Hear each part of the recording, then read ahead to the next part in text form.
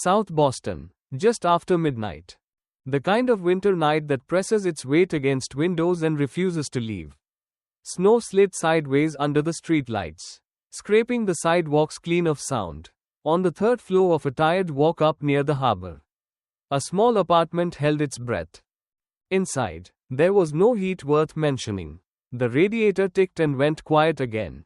The refrigerator hummed, empty and stubborn. 3 children lay on the living room floor wrapped in blankets that smelled faintly of detergent and yesterday's hope. Their mother, Sarah Bennett, stood in the kitchen doorway, counting nothing, because nothing was left to count. Ethan watched the ceiling, pretending sleep came easy. Lily curled closer to the wall, whispering stories to keep the cold from winning. Little Noah clutched his stuffed bear like a promise he didn't know how to keep. Hunger has a sound when it settles in. It isn't loud. It's the space between breaths. The pause before a child turns over and asks a question no parent wants to hear. Sarah didn't fear the hunger as much as she feared the next sound. A knock. In this building, a knock after midnight meant trouble, rent overdue. Complaints. A warning wrapped in polite words. She had learned that silence could be safer than answers. Then it came. 3 soft taps. Measured. Deliberate. Not urgent. Not angry. Just enough to be heard. Time slowed. Ethan's eyes opened at once. Lily sat up, blanket slipping from her shoulders. Noah froze, bear pinned to his chest. The apartment seemed to shrink around them, every wall leaning in to listen. Sarah's heart thudded once, hard. She didn't move. She counted to 3 without meaning to.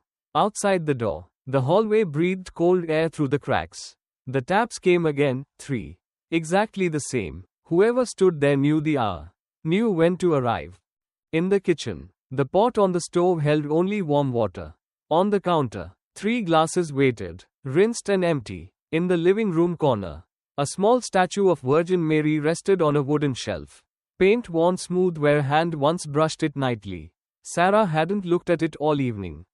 Ethan rose first, careful not to wake the floor. He took a step toward the door and stopped, waiting. Lily's fingers found his sleeve. Noah whispered a question without sound. The knock did not come again. Sarah crossed the room, every instinct telling her to brace for loss. She placed her hand on the handle, cold as the night beyond it. Somewhere in the building, pipes rattled. Somewhere in the city, buses hissed and moved on. Life continued, unaware. She opened the door. Cold rushed in, and with it, a stillness that didn't belong to the hallway. A woman stood there, calm as dawn, wrapped in deep blue, a white scarf resting neatly at her throat. In her hands, a wicker basket covered with a clean cloth. Her eyes met Sarah's, steady and kind, as if she had been expected. "Good morning," the woman said softly, though the clock insisted it was still night. Behind Sarah, 3 children watched, silent. On the shelf, the statue seemed to catch the light. And whatever had just arrived knew exactly where it was when the door closed behind the stranger. The apartment did not suddenly feel warmer. It felt exposed, as if the night had peeled back a layer and revealed the truth Sarah Bennett had spent years trying to keep intact. Sarah was 33, though the mirror above the sink often suggested more. Her hair was pulled back out of habit, not style. The skin beneath her eyes carried the faint shadows of nights broken by worry and mornings that began too early. She had learned to move quietly through life, conserving energy the way some people conserve money, never wasting what might be needed later. Before everything unraveled, Sarah cleaned rooms at a downtown hotel. Early shifts, late shifts, double shifts when they were offered. It wasn't the kind of work anyone dreamed about, but it paid the rent and kept the lights on. She knew the rhythm of that job by heart, the weight of wet sheets, the sting in her wrists, the smell of disinfectant that clung long after she clocked out. She told herself that as long as she kept moving, her children would never know how close the edges really were. But tourism slowed. Hours disappeared. Then one afternoon, a supervisor handed her a folded paper and an apology that sounded practiced. "Temporary layoff," he said. "We'll call when things improve." The call never came. Winter did. Her children felt the change before she ever said a word. Ethan, 10, had learned to listen the way adults do. He noticed when Sarah paused too long over the mail. When she stood at the stove staring into a pot that held less than it should. He never asked for seconds. He never complained. He watched, quietly, as if vigilance itself could hold the family together. Lily, 7, fought the tension differently. She filled the apartment with chatter and stories, smoothing the sharp corners with imagination. When meals grew smaller, she pushed food toward her little brother without making a show of it, smiling as if generosity were a game she had invented. Noah, 5, understood the least and felt the most. He sensed fear without knowing its name. When the apartment grew quiet, he clung to his stuffed bear and followed his mother from room to room, anchoring himself to her shadow. Sarah carried all of this without complaint. She told herself she was strong because she had to be, that asking for help could wait, that tomorrow would somehow be different. But strength has a breaking point.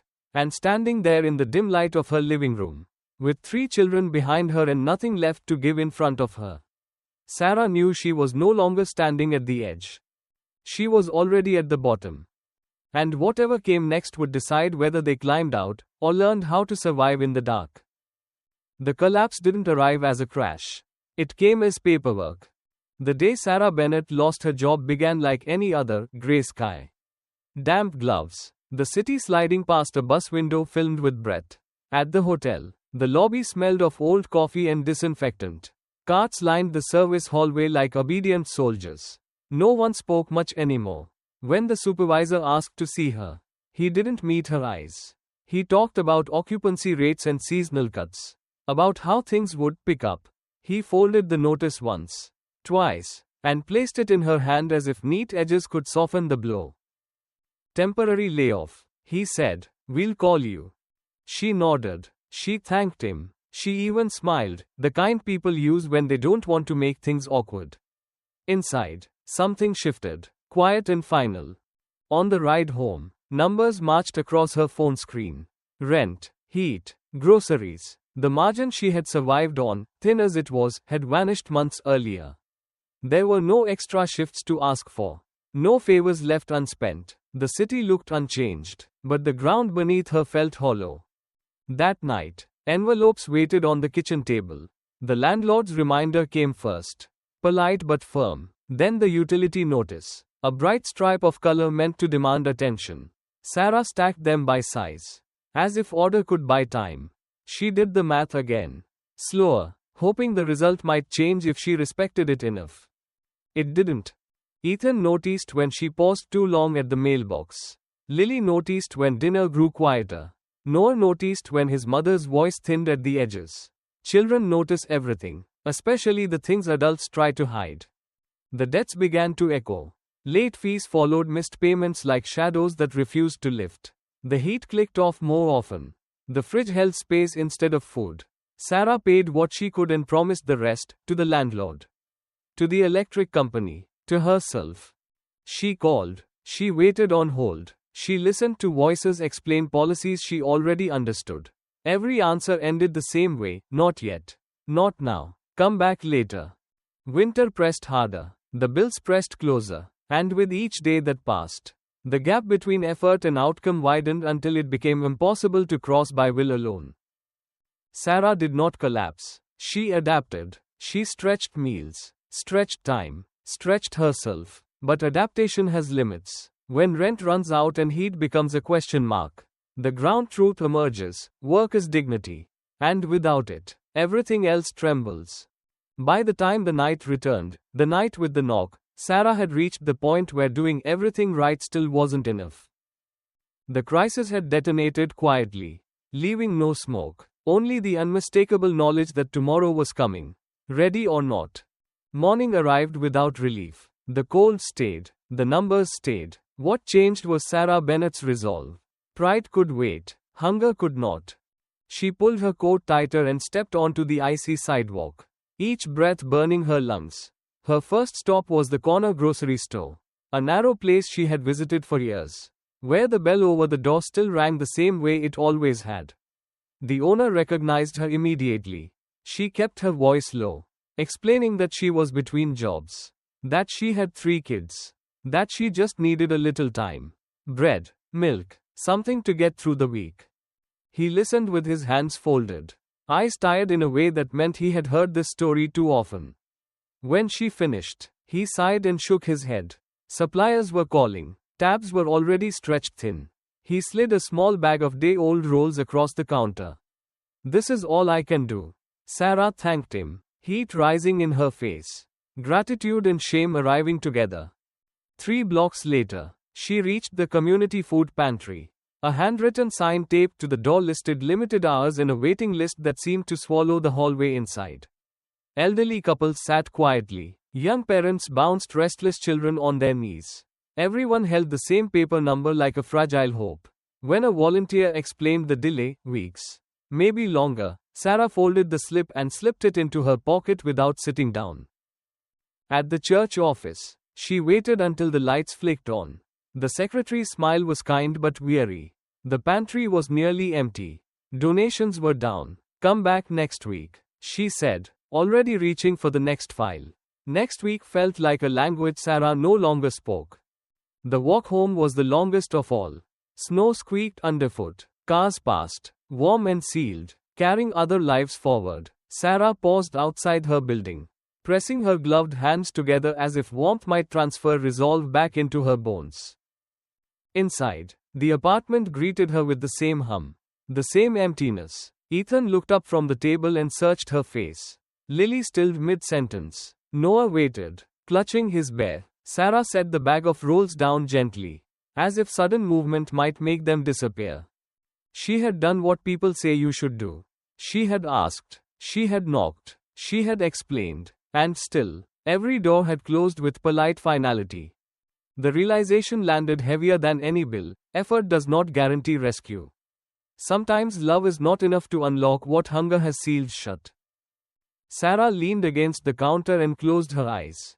For the first time, the thought slipped through unguarded. What if doing everything right still wasn't enough to keep her children fed? Across the room, the small shelf caught her attention.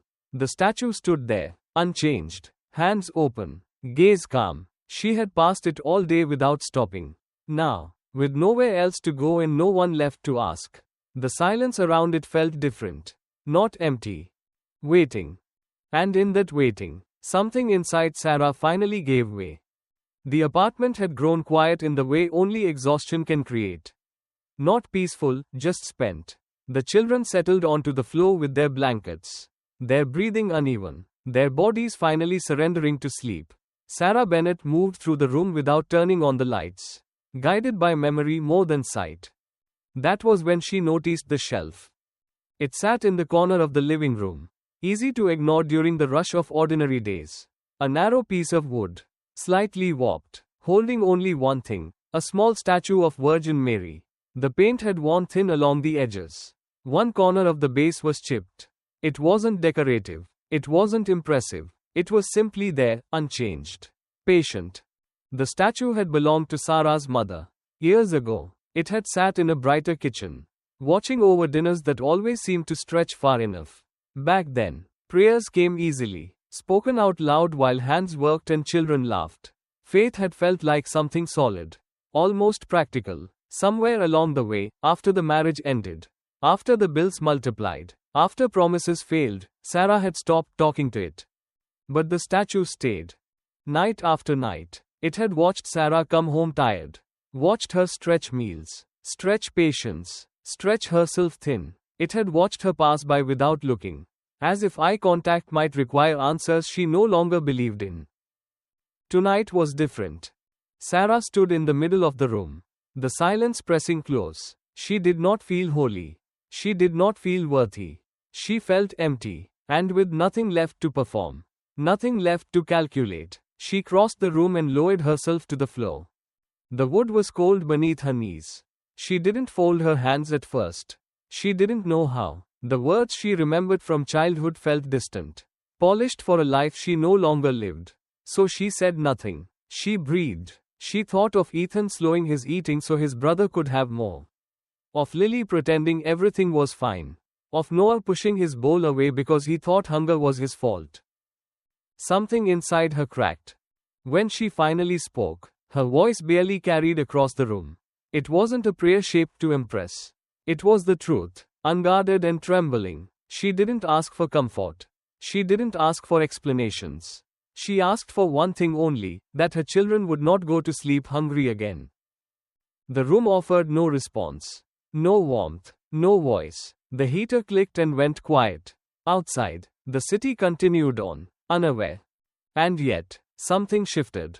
Not hope, not yet, but release, as if the weight she had been carrying alone had been set down. Just for a moment, Sarah bowed her head, resting her forehead against her hands, and stayed there longer than she meant to. Across the room, the statue caught a thin line of light from the window. The face remained calm, the hands remained open, unmoved, unrushed, as if listening had never required sound at all. Morning did not bring answers. It brought light, thin, gray, and unforgiving. Sarah stood at the kitchen sink, filling 3 glasses with water. She stirred in the last spoonfuls of sugar she had left, watching them disappear as if sweetness itself could be stretched. It was an old trick, one her mother used when food was scarce, something to quiet the edge of hunger, at least for a little while. The children gathered without being called. Ethan leaned against the doorway, already dressed, his movements careful, measured. Lily sat cross-legged on the floor, braiding the frayed edge of a blanket as if concentration might make time slow down. Noah hovered close to the couch, stuffed bear tucked under his chin, eyes tracking every motion. Sarah handed the glasses out with a smile that arrived a half-second too late. "Special drink," she said lightly, "just like Grandma used to make." Ethan took the glass but didn't drink. He looked at the surface of the water, then up at his mother. His voice, when it came, was quiet, too quiet for a question that heavy. "If Mary is a mother," he said slowly, choosing each word with care, "why are we still hungry?" The room seemed to stop breathing. Lily looked up sharply. Noah frowned, sensing the shift even if he couldn't understand it. The question wasn't angry. It wasn't accusing. It came from a place far more dangerous, belief mixed with confusion. The kind of belief that expects love to show up.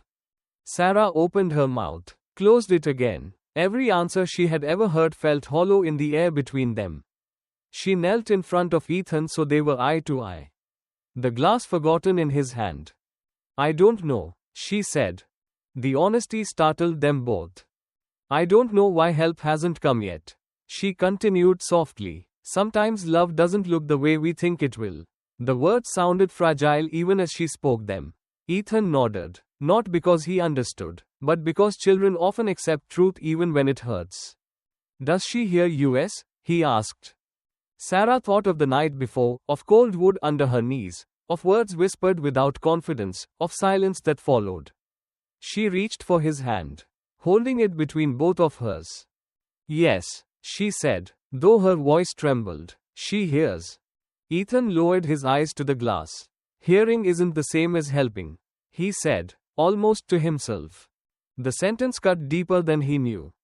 Lily took a small sip, watching her mother closely. Noah drank too, obedient but unconvinced. The sugar water did its job only briefly. Hunger lingered, patient and sharp. Later, as the children occupied themselves with quiet games, the question replayed in Sarah's mind. If Mary is a mother, why are we still hungry? For the first time since kneeling by the shelf, doubt crept back in, not loud, not dramatic, but persistent. Sarah glanced toward the corner of the room. The statue stood as it always had, calm and unchanged. "I believe," Sarah whispered into the thin morning air. "I just don't know how long I can wait." Outside, snow began to fall again, soft, steady, relentless. And somewhere beyond that small apartment, an answer was already on its way. Dawn arrived quietly, the way it does when the night has taken everything it can. The sky outside the window softened from black to steel gray, and the city held its breath beneath a fresh skin of snow. Inside the apartment, Sarah moved slowly, measuring each step as if sound itself might cost too much.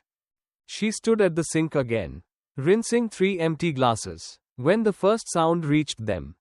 Not loud, not rushed. 3 soft taps. The rhythm mattered, even before her mind could catch up. Her body knew this wasn't the knock of impatience or authority. It wasn't a fist demanding answers. It was deliberate, careful, almost respectful. Ethan straightened at once. Lily froze mid-step. Noah's fingers tightened around his bear. No one spoke. In that silence, the apartment felt smaller than ever.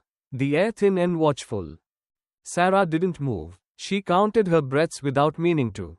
A knock this early usually meant trouble. Landlords came early. So did bad news. The kind that didn't wait for coffee.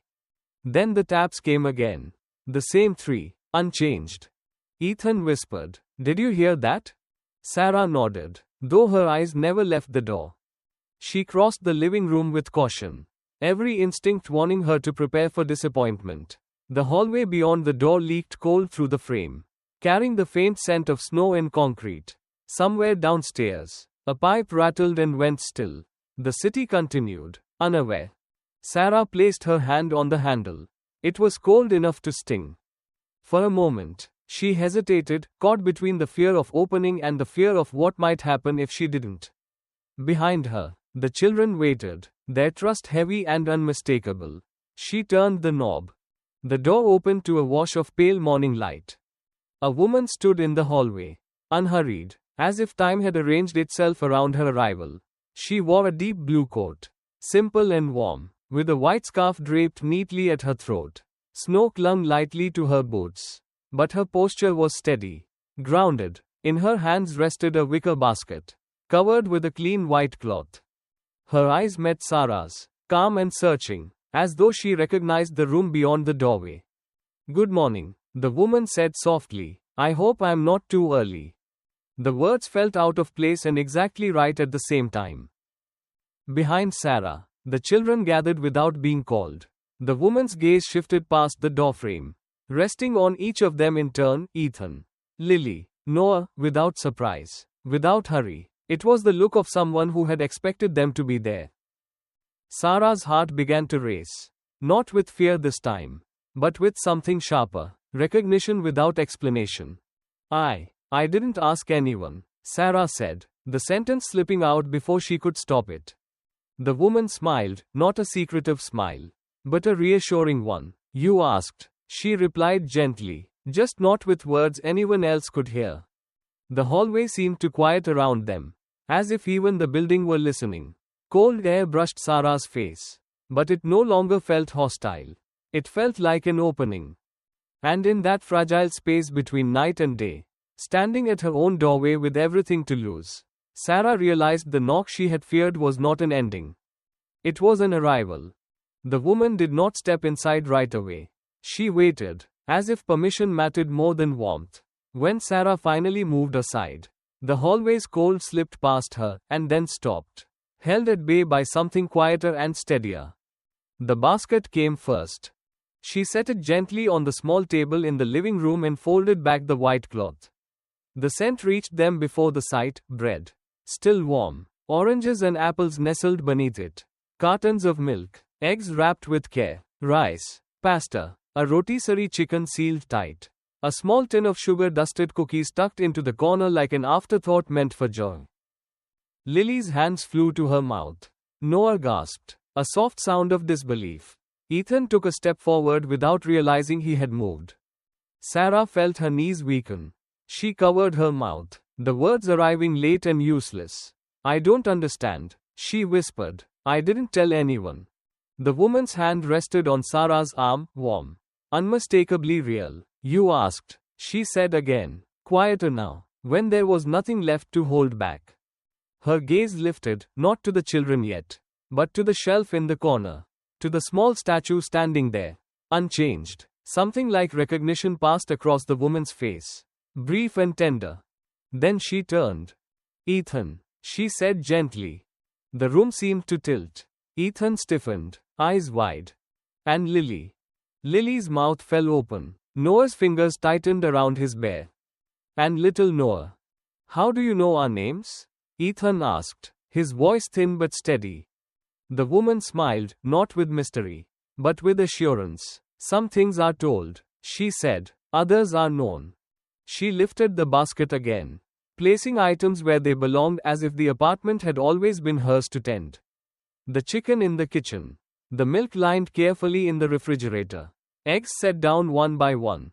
Unbroken. She moved without hesitation, without asking, the way someone does when every step is familiar.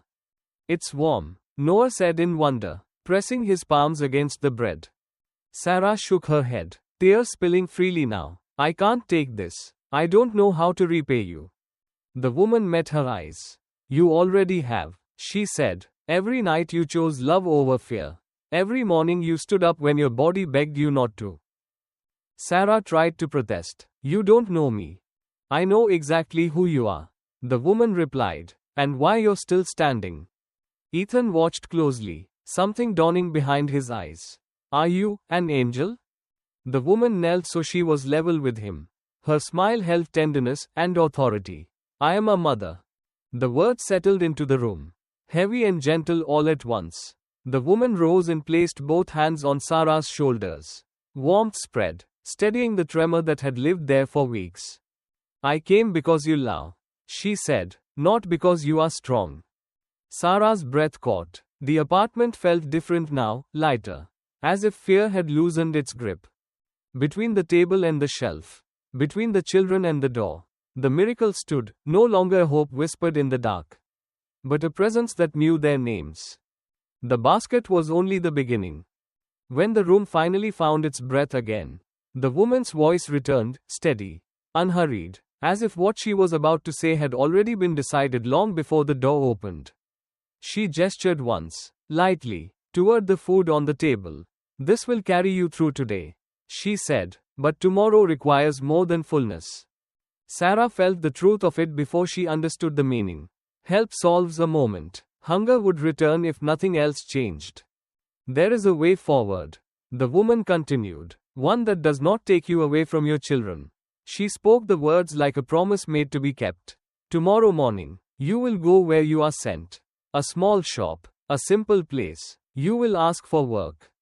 Sarah swallowed. Doubt rose fast. Practiced. I don't have training, she said quietly. Not anymore. My hands, she looked down at them, remembering years of pain, the stiffness that used to wake her at night. They're tired.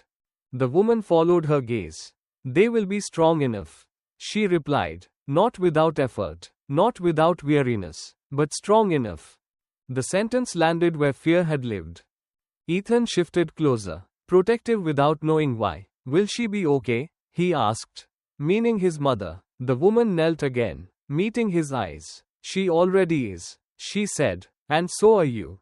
She turned to Lily and Noah, resting her hands lightly on their shoulders. You have been brave, she told them, braver than you know. Noah nodded solemnly, as if courage were a task he had been quietly completing all along. This isn't just help, Sarah whispered, overwhelmed. This is everything. The woman shook her head gently. Help meets a moment, she said. Dignity carries you forward. She straightened her coat as if her work were nearly done, then paused. Remember this, she added softly. What is given in love is meant to be shared. The words lingered, settling into the apartment like light finding its place. Sarah felt her knees weaken again. But this time she didn't fight it. She sat, steady. The future no longer a wall but a door, unseen, yet unlocked. The woman moved toward the doorway. Trust what has begun, she said, and when you are able, pass it on. When the door closed behind her, the apartment remained changed. The food was real, the guidance was real, and for the first time in weeks, Sarah did not feel rescued. She felt restored. Not just fed, but sent forward with her dignity intact. The miracle did not end at the door. It followed Sarah Bennett into the daylight. The next morning, she walked where she had been told to go, through streets still edged with snow. Past storefronts just beginning to lift their shutters. The shop was small, almost easy to miss. Inside, fabric rested in careful stacks. Thread arranged by color. Time measured in quiet stitches. The owner looked up, listened, and handed Sarah needle and cloth without ceremony. The first stitch was cautious. The second steadier. By the third, something old and familiar returned. Her hands remembered. The pain did not vanish, but it no longer ruled. Work came home with her that day. Then more the next. Payment arrived not as charity, but as dignity earned. Meals returned to the table. Heat stayed on. Laughter found its way back into the apartment. Slowly at first, then without asking permission. Others noticed. At church, Sarah spoke once, only enough to say that help had come when she had nothing left. And that work had followed. She did not explain everything. Some things were not meant to be translated. Afterward, kindness appeared quietly, a grocery card pressed into her palm. A winter coat left by the door. A neighbor offering repairs without expecting thanks. Then came another knock. This time, it was a young mother from down the hall. A toddler balanced on her hip. Eyes tired with the same fear Sarah recognized too well. I heard you might know where I could find work, she said. Sarah stepped aside without hesitation. Come in, she replied. Let's talk. And that was how the miracle changed shape. It moved from food to hands. From hands to skill. From skill to shared strength. Ethan began fixing small things for neighbors. Refusing payment. Lily stitched little dolls from leftover fabric and gave them away. Noah carried groceries for the elderly, beaming at every thank you. What had once arrived as mercy became habit. What had been received was now passed on. Years later, the statue still stood on the shelf, unchanged.